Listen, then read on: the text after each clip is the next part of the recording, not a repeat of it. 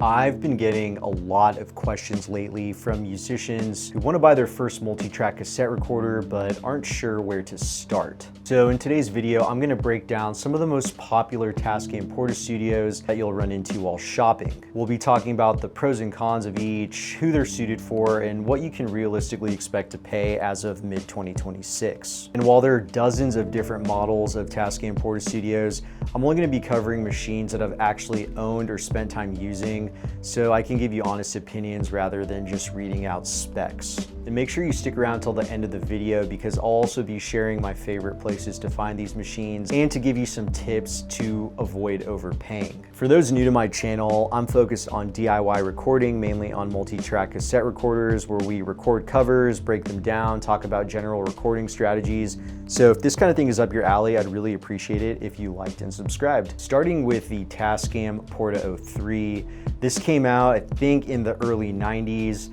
As of 2026, these are going for about $150 to $250 US, making it one of the cheapest entry-level ways to get into cassette recording. The biggest advantage with the Porta03 is really the simplicity.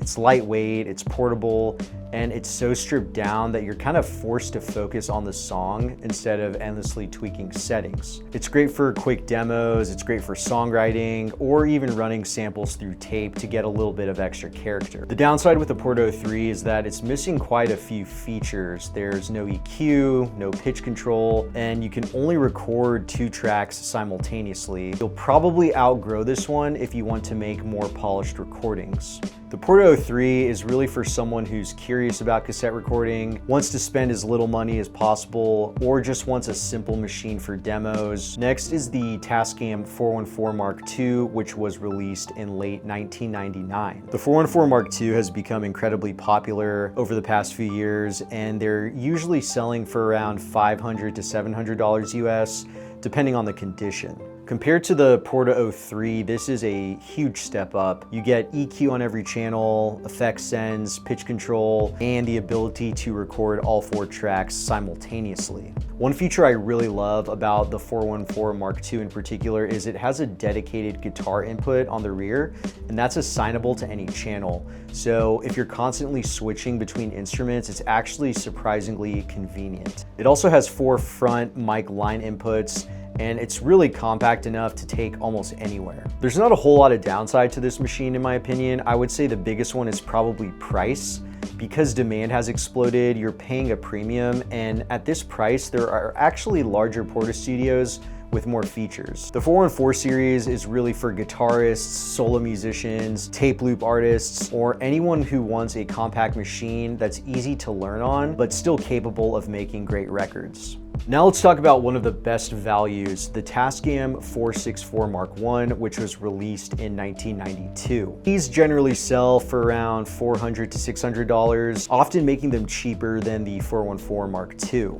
The 464 is really where things start feeling much more like a real recording console. You get a fantastic 3-band EQ with a sweepable mid, dual tape speeds for better fidelity, and a much more flexible mixer. You also get full-size faders that make mixing a lot more enjoyable. The trade-off here is really size. It's considerably larger than the 414, and the North American versions don't have XLR inputs, so you'll need adapters or phantom power if you're planning on using mics or condensers. The 464 is for someone who wants a more professional recording workflow without spending a lot of money. If you enjoy mixing and shaping tones, this is one of the best values in the Portastudio lineup. Next up is the model I probably get asked about the most. It's the Tascam 424 Mark III, released in 1999. Expect to pay around $500 to $700 for the 424 Mark III, depending on the condition. This unit packs a surprisingly awesome amount of functionality into a fairly compact footprint. It features a flexible mixer, a great sounding 3-band EQ with sweepable mids, dual tape speeds, 4 simultaneous recording inputs, and excellent routing options. It also has XLR mic inputs, making it a little easier to integrate into a modern studio than some of the older models. One thing I really like about the Mark III is that it strikes a nice balance between vintage simplicity and more advanced recording features. It feels approachable without being being limiting. There's not a whole lot of downside to this machine in my opinion. I would say, again, it's probably just the price. The workflow can feel a little bit more intimidating, but overall, this machine is really a breeze to use. If you want one machine that does almost everything well, this is probably my safest recommendation. It's great for home studios, songwriters, and musicians who want a feature-rich 4-track without stepping up to an 8-track tape machine. If there's one machine that's become legendary, it's probably the Tascam 244. Released back in 1982, these units easily can go for over $1,000 if they're fully functional. The reason people love these is really the build quality and the sound. The preamps are warm and punchy, the EQs are incredibly musical, and the overall character has really become the benchmark for lo-fi and indie recordings. Really cannot be beat. The downside is pretty obvious. They're almost 40 years old now, so almost every unit will need maintenance at some point. They also lack some of the routing flexibility and features found on the newer models, and they're by far the most expensive 4-track on the list. If tone is your #1 priority and you're willing to pay for it, the 244 is really hard to beat. This is the machine for anyone chasing the classic vintage Portastudio sound. And if there was a fire at my house, it'd probably be the machine I grabbed. Up next, we have the Tascam 488 Mark II. These usually sell for around $800 to $1,100, depending on the condition. Instead of 4 tracks, you actually get 8 tracks on a standard cassette, which can completely change how you work. Recording full bands now becomes possible, and you don't have to bounce tracks nearly as often as you would with a 4-track cassette recorder. It also includes a great 3-band EQ with sweepable mids, phantom-powered XLR inputs on channels 1 and 2, inserts, auto punch-in, punch-out, and a surprisingly capable mixer. The downside is that fitting 8 tracks onto cassette means each track is more narrow, so there's slightly less headroom and more tape noise compared to a traditional 4-track. It's also massive and kind of heavy, so depending on if you have the room in your studio or not, that's also something else to consider. If you're into recording full productions, layered arrangements, entire bands, this is probably the Portastudio I'd recommend.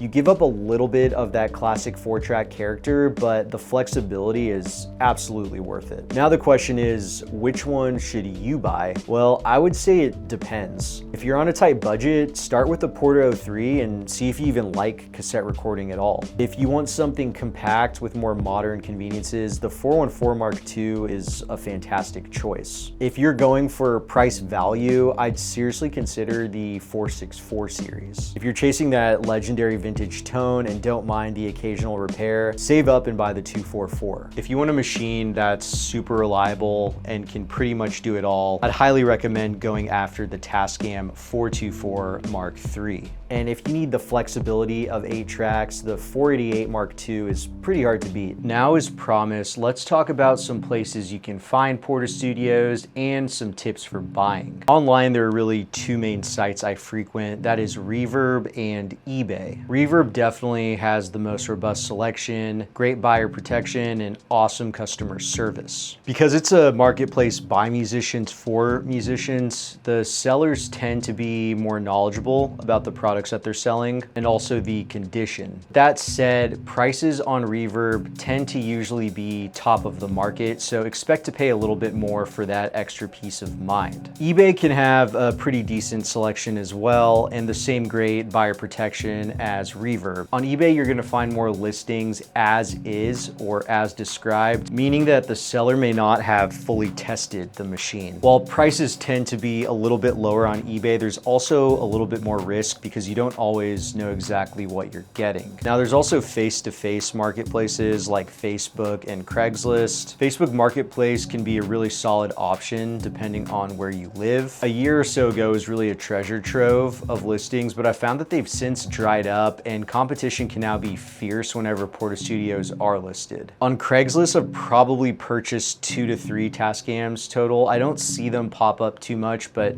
have been able to get a couple good deals. One of the main benefits of buying face-to-face is that you have the ability to test the machine. So I always bring a pair of headphones, a TRS or XLR cable, just so I can test some things out before I decide to purchase. Now, if you do end up buying a non-functional or semi-functional unit, there are a couple of things to keep in mind. As a general rule of thumb, any Portastudio made in the mid to late 90s, the blue models like the 414 and the 424, tend to be a little bit easier to fix, and you'll probably run into less problems with those units. Things like belts, scratchy pots, gear changes, those are relatively simple fixes. If you're running into issues such as a dead input, pot, or fader, those can require anything from having to re-lubricate joints to resoldering or potentially swapping out parts like a potentiometer. For in-depth repair tutorials, I would highly recommend the Tetracan Super Monoblock channel.